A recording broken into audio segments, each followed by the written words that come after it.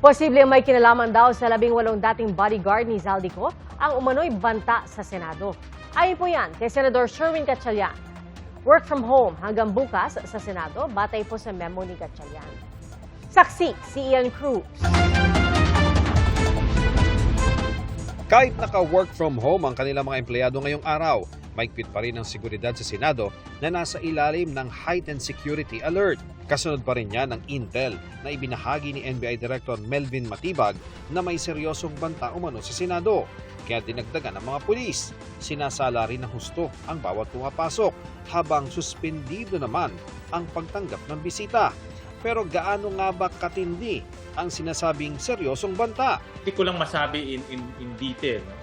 But what he said is there's a possibility of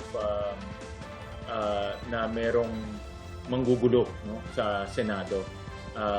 And it's a possibility na armed group yung manggulo. Inusisa si Senator Win Gatchalian kung may kaugnayan ba ang banta sa 18 dating bodyguard ni dating Congressman Zaldico na noong Lunes ay nasa Senado at hindi nakasalang sa consultative meeting ng Blue Ribbon Committee ng New Majority. According to the NBI, it might be connected to them.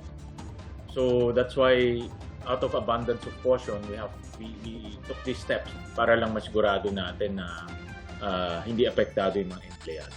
Habang pinaigting ang seguridad sa Senado, ang OSAA nakipag-ugnayan sa intelligence community para malalim na masiyasat ang banta.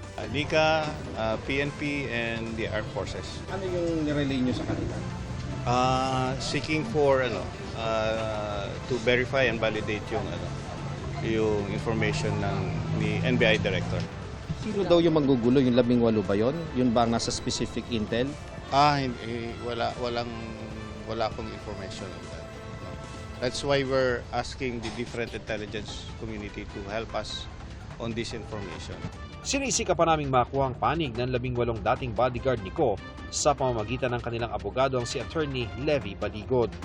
Ako si Ian Cruz, ang inyong saksi.